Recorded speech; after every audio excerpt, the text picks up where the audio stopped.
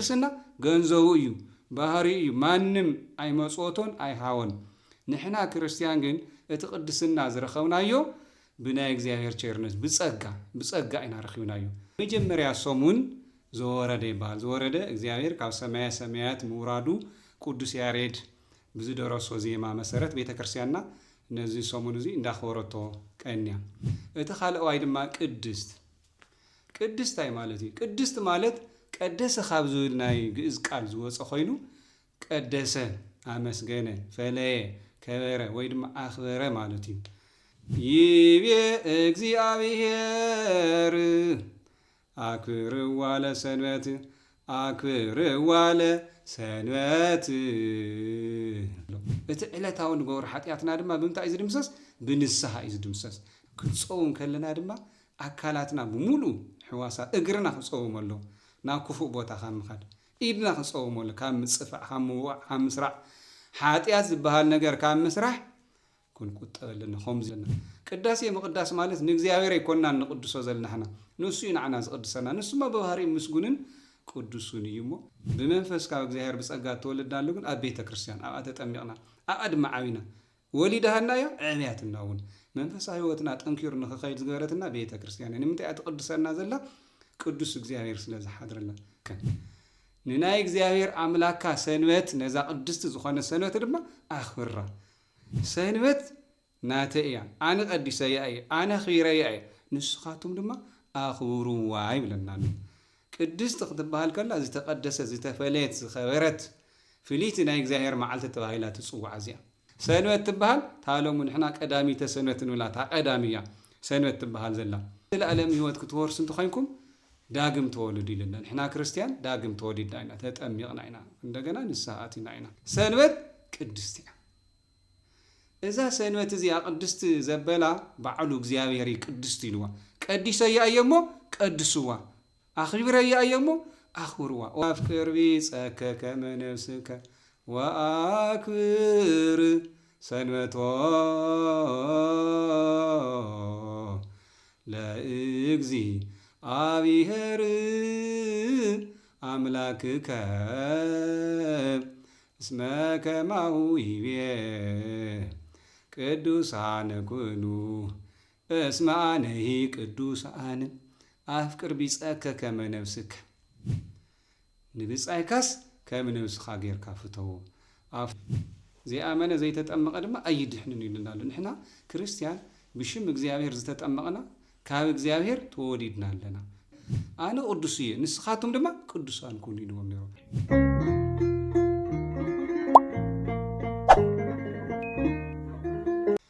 በስመ አብ ወወልድ ወመንፈስ ቅዱስ አሐዱ አምላክ ዝኸበርኩም ናይ ክርስቶስ ቤተሰብ ናይ ኦርቶዶክስ ተዋህዶ ቤተ ክርስቲያን ተኸተልቲ ከምኡ ድማ ናይ 300 ሚድያ ተኸታተልቲ ቤተሰብ ሰላም እግዚአብሔር ምስ ኩላህና ይኹን እንዳዋልኩ ሎማዓንቲ ብዛዕባ ቅድስቲ ንዘራረብ ኢና ኣብዛ ሓለፈ ብዛዕባ ጾም ተዘራሪብና ነርና ተነጋጊርና ነርና ኣብዚ ቀሪበ ነይረ ኣብዚ ሒዝና ዘለና ጾመ ረብዓ ወይ ድማ ጾመ ኢየሱስ ናይ መጀመርያ ሰሙን ዘወረደ ይባል ዘወረደ እግዚአብሔር ካብ ሰማያ ሰማያት ምውራዱ ቅዱስ ያሬድ ብዝደረሶ ዜማ መሰረት ቤተክርስቲያንና ነዚ ሰሙን እዚ እንዳኸወረቶ ቀንያ እቲ ካልኣዋይ ድማ ቅድስት ኣይ ማለት እዩ ቅድስት ማለት ቀደሰ ካብ ዝብል ናይ ግእዝ ቃል ዝወፀ ኮይኑ ቀደሰ ኣመስገነ ፈለየ ከበረ ወይ ድማ ኣኽበረ ማለት እዩ እዚ ቅዱስ ዝብል ድማ ቅዱስ ተኮይኑ ምስጉን ፍሉይ ክቡር ክኾን ከሎ ቅድስት ዝብል ድማ ንጓል ኣንስተይቲ ጾታ ይምልከት ኣብዚ ቅድስቲ ተባሂላ ዘላ ቤተ ክርስቲያን ወይ ድማ ሰንበተ ክርስቲያን እያ ብቐጥታ እግዚአብሔር ኣምላኽና ንሰንበት ቀዲስዋ ስለ ዝኾነ ቅዱስ ያሬድ ድማ ቅድስቲ ኢሉ ንቅድስቲ ነዛ ቅድስቲ ቤተ ክርስቲያንና ወይ ድማ ነታ ቅድስቲ ሰንበት ዜማታት ኣዚሙላ ስለ ዝኾነ ናይ ቅድስቲ ዜማታት ዜመ እናተኸበረ ዝቕንየሉ ግዜ ከምቲ ምዃኑ መጠን ቅድስቲ ተባሂላ እዛ ካልአይቲ ናይ ጾመ ረብዓ ሰሙን ቅድስቲ ትበሃል ንምንታይ እያ ቅድስቲ ተባሂላ ቅዱስ ዝኾነ እግዚአብሔር ስለ ዘኽብራ እግዚአብሔር ቅዱስ እዩ ኣብ ትንቢተ ኢሳይያስ ምዕራፍ 6 ቁጥር 3 ሱራፌል ንእግዚአብሔር ከምዚ እንዳበለ የመስግንዎ ቅዱስ ቅዱስ ቅዱስ ጎይታ ሰራዊት ቅዱስ ቅዱስ ቅዱስ ቅዱስ ምስጉን ክቡር ልዑል ከምኡ ድማ ኣብ ትንቢተ ኢሳይያስ ምዕራፍ 57 እውን ተጠቂሰሎ ኣብዚ ምዕራፍ 57 እግዚአብሔር ቅዱስ ምዃኑ ቅዱስ ዝኾነ ልዕል ዝበለ ፍልይ ዝበለ ቅዱስ ምዃኑ ገሊጽዎ ኣሎ እግዚአብሔር ኣምላኽና እውን ባዕሉ ቅዱስ ምዃኑ ተናጊሩ እዩ ኣብ ኦሪት ዘሌዋውያን ምዕራፍ 11 ቁጽሪ 44 ከምኡ ድማ ቀዳማይ ጴጥሮስ ምዕራፍ 1 ቁጽሪ 15 እስካብ 16 ኣነ ቅዱስ እየ እሞ ቅዱሳን ኩኑ ኣብታ ኦሪት ዘሌዋውያን ብቐጥታ ንእግዚአብሔር ንእስራኤል ኣነ ቅዱስ እየ ንስኻትኩም ድማ ቅዱሳን ኩኑ ኢልዎም ነይሩ ጴጥሮስ ገልጽ ከሎ እቲ ዝጸውዐኩም እግዚአብሔር ቅዱስ ስለ ዝኾነ ንስኻትኩም ድማ ቅዱሳን ኩኑ ናይ ቀደም ዝነበረ ኃጢአትኩም በደልኩምን ግደፍዎ ቦቲ ናይ ቀደም መንገዲ ኣይትኺዱ ካብ ሎሚ ጀሚርኩም ንስኻትኩም ቅዱሳን ስለ ዝኾንኩም ብእግዚአብሔር ብቅድስና መንገዲ ከዝከደለኩም እግዚአብሔር ቅዱስ እዩ ኃጢአት የውሉ ንጹህ የባህሪ እዩ ንሕና ድማ ክርስቲያን ደቂ እግዚአብሔር ስለ ዝኾንና ኣብ ወንጌል ዮሐንስ ምዕራፍ 3 ቁጽሪ 5 ናይ ዘለዓለም ህይወት ክትወርሱ እንተኾንኩም ዳግም ተወለዱ ይለና ንሕና ክርስቲያን ዳግም ተወሊድና ኢና ተጠሚቕና ኢና እንደገና ንስሐ ኣቲና ኢና ኣብ ማርቆስ ምዕራፍ 11 ይቅርታ ኣብ ማርቆስ ምዕራፍ 16 ቁጽሪ 16 ዝኣመነ ዝተጠመቐ ይድሕን ዘይኣመነ ዘይተጠመቐ ድማ ኣይድሕንን ይለና ኣሎ ንሕና ክርስቲያን ብሽም እግዚአብሔር ዝተጠመቕና ካብ እግዚአብሔር ተወሊድና ኣለና ዳግም ተወሊድና ካብ ቦናን ካብ ነናን ብስጋ ተወሊድና ኣለና ብጥምቀት ድማ ካብ እግዚአብሔር ተወሊድና ደቂ እግዚአብሔር ከም ምዃንና መጠን ጸጋ ረኺብና ኣለና እግዚአብሔር ባህሪኡ ቅዱስ እዩ ብባህሪኡ እግዚአብሔር ቅድስና ገንዘቡ እዩ ባህሪኡ እዩ ማንም ኣይመጽወቶን ኣይሃወን ንሕና ክርስቲያን ግን እቲ ቅድስና ዝረኸብናዮ ብናይ እግዚአብሔር ቸርነት ብጸጋ ኢና ረኺብናዮ ጸጋ ማለት መሃብ ተመጽዊትልና እዩ ዘሎ ቅዱሳን ዝኾናሉ ሓደ ብጥምቀት ካልኣይ ድማ ብንስሐ እዩ ንሕና ኃጢአት ክንሰርሕ ከለና ክረክስ ከለና ኣብ ቅድሚ እግዚአብሔር ንስሐ እንተኣቲና ንቅደስ ኣለና ማለት እዩ ስለዚ እግዚአብሔር ታይበለና ቅዱሳን ኩኑ ኣነ ቅዱስ ከም ዝኾነ መጠን ብርኽሰት መንገዲ ብኃጢአት ኣይትኺዱ ብክርስቲያናዊ መንገዲ ኺዱ ብመንፈሳዊ ህይወት ኪዱ ብናይ ስጋ መንገዲ ኣይትኺዱ ብናይ መንፈስ መንገዲ ኺዱ ኣብ ገላትያ ምዕራፍ 5 ቁጽሪ 19 ጀሚርካ እንታይ ይብል ቅዱስ ጳውሎስ ክመኽረና ከሎ ንክርስቲያን ናይ ስጋ ስራሕ ኣይትስርሑ ዝሙት ርኽሰት ጣዖት ምምላኽ እንዳለ ብሙሉኦም ኃጢአታት ኣብኡ ዘርዚርዎም ኣሎ እዚኣቶም ኣይትስርሑ እዚኣቶም የርክሱና እዮም ናብ ገሃነም ዘእትውና ስራሓት እዮም ትሕት ኢሉ ኸታ ኢሉ ናይ መንፈስ ፍረ ኣፍርዩ ናይ መንፈስ ፍረ ማለት ፍቕሪ ሰላም የዋህነት ቅንዕና ብሙሉ ጽቡቕ ዝበሃል እግዚአብሔር ዝፈትዎ ነገር ንኽንሰርሕ ቅዱስ ጳውሎስ ኣውዚ ይመኽረና እግዚአብሔር ቅዱስ እዩ ኣባና ይሓድር እዩ ኣብ ቅዱሳን ሰባት ይሓድር እዩ ንሕና ብስራሕና ርኹሳት ኢና ብናይ እግዚአብሔር ቸርነት ግን ቅዱሳን ኮይንና ኣለና ማለት እዩ ስለዚ እግዚአብሔር ቅዱስ እየ እሞ ቅዱሳን ኩኑ ቅዱስ ያሬድ እውን ነዚ ንኽገልጽ ኣብ ኣርባዒት ዝበሃል ዜማ ኣሎ ኣብዚ ኣርባዒት ናይ ሶኒ ከምዚ ኢሉ ኣዚሙ ኣሎ ኣፍቅር ቢጸከ ከመ ነፍስከ ወአክብር ሰንበቶ ለእግዚአብሔር አምላክከ እስመ ከማሁ ይቤ ቅዱሳነ ኩኑ እስመ አነሂ ቅዱሳን ኣፍቅር ቢጸከ ከመ ነፍስከ ንብጻይካስ ከም ነፍስኻ ጌርካ ፍተዎ ኣብቲ ኦሪት ዘጸአት ዝተጠቐሰ 10 ትእዛዛት ኣለዉ ኣብ ናይ መጨረሻ ዘላ ትእዛዝ ንብጻይካ ከም ነፍስኻ ጌርካ ፍተው ወአክብር ሰንበቶ ለእግዚአብሔር አምላክከ ንናይ እግዚአብሔር አምላካ ሰንበት ነዛ ቅድስቲ ዝኾነ ሰንበት ድማ ኣኽብራ ኣብዚ ቅድስቲ ዝዝየሚ ኣብ ናይ ሰንበት እስመ ከማሁ ሐዋርያ ቅዱሳን ኩኑ እስመ አነ ቅዱሳን ቅዱስ ጴጥሮስ ጠቂሱ ኣብ ዘሌዋውያን ተጠቂሳላ ዛ ጥቕስ እዚኣ ሐዋርያ ጴጥሮስ ድማ እግዚአብሔር አምላኽ ዝጸውዐኩም ንሱ ቅዱስ ስለዝኾነ ቅዱሳን ኩኑ ከምቲ ሐዋርያ ዝበሎ ኣነ ቅዱስ እየ እሞ ንስኻትኩም ቅዱሳን ኩኑ ይብለና ቅዱስ ያሬድ ካብ መጽሓፍ ቅዱስ ካብ ኦሪት ዘሌዋውያን معراف 11 قصر 44 كمو دما كاب قدوس بطرس ملأخت قدوس بطرس معراف قدامي بطرس معراف 1 قصر 15 16 تتقيسا تركب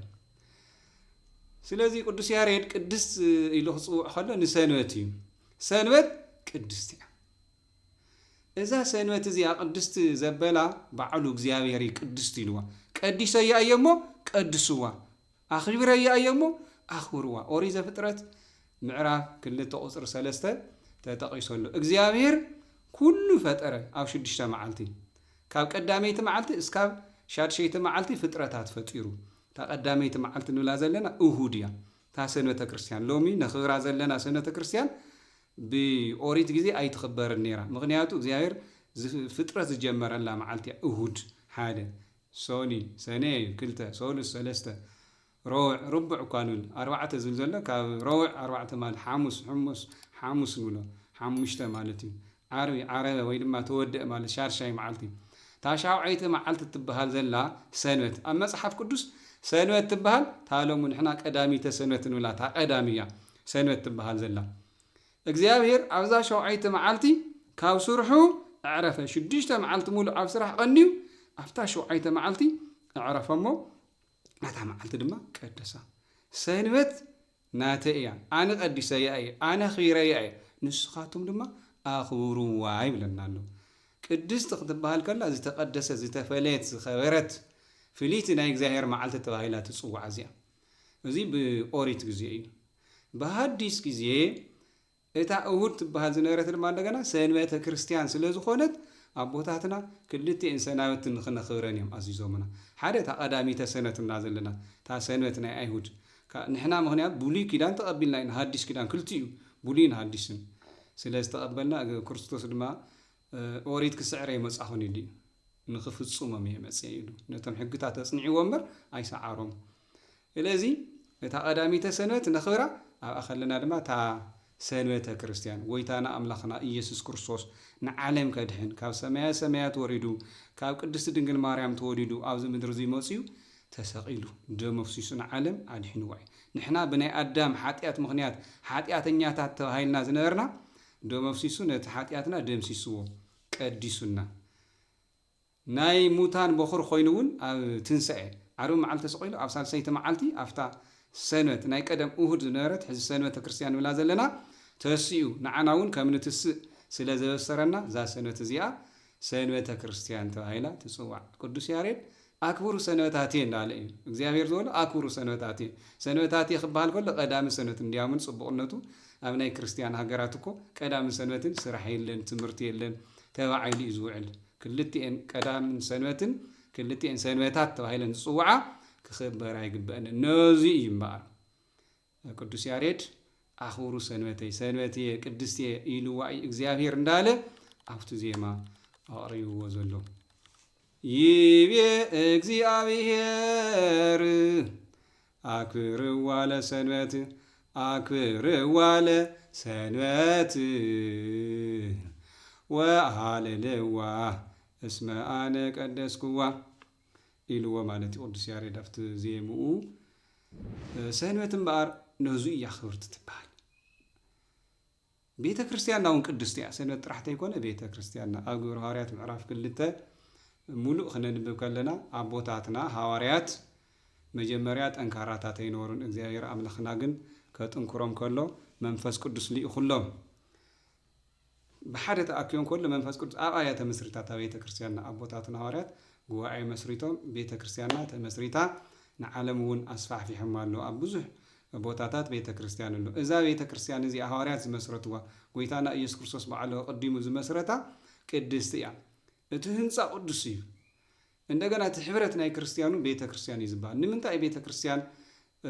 ክቡር ዝበሃል ቅዱስ ዝበሃል ቅድስቲ ትበሃል ቤተ ክርስቲያንና ቅዱስ እግዚአብሔር ዝሓድረላ ቦታ ስለ ዝኾነት እግዚአብሔር ኣምላኽና ኣብ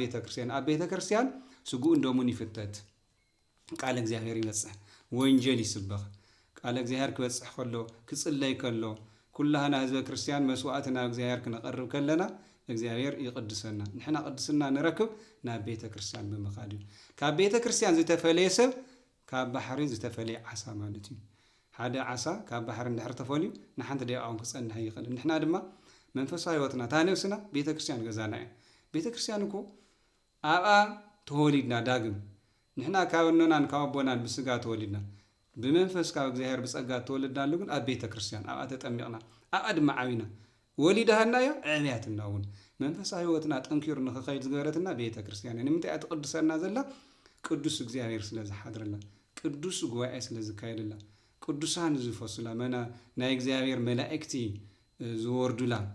ዝውዕሉላ ብምዃነ መጠን ክትክበር ይግባእ ቅድስቲ ኢልና ኣለና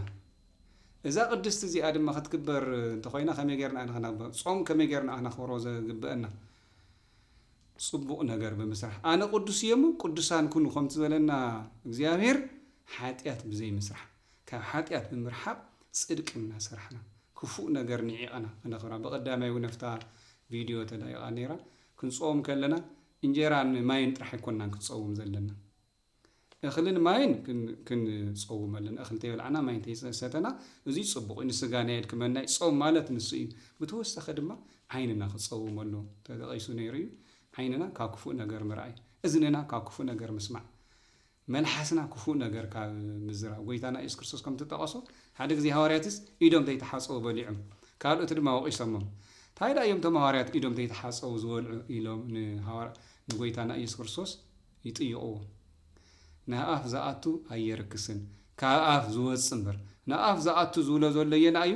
ተይተሓፀብካ ምብላዕ ሃዋርያት ኢዶም ተይተሓፀቡ ክበልዑ ከሎም እቲ ኢዶም ረሲሑ እዩ ዘሎ ትርስሓት ናብ ኣፍ ተኣትዩ ኣየርክስን እንዲያውም ዘርክስ ካብ ኣፍካ ዝወፅእ ክፉእ ነገር ሓሜት ሓሶት ተንኮል ክፍኣት ዝሙት ብምሉእ እዚ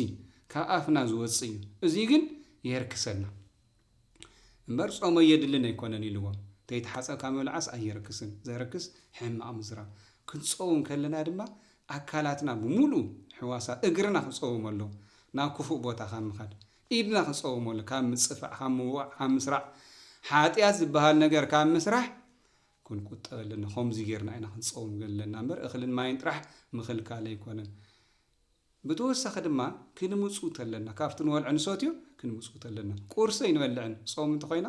ዝኸኣለ እስካብ 9 እያ እስካብ 9 ክንውዕል እንተኮይና ታ ቁርስና ይበላዕናየን ዘለና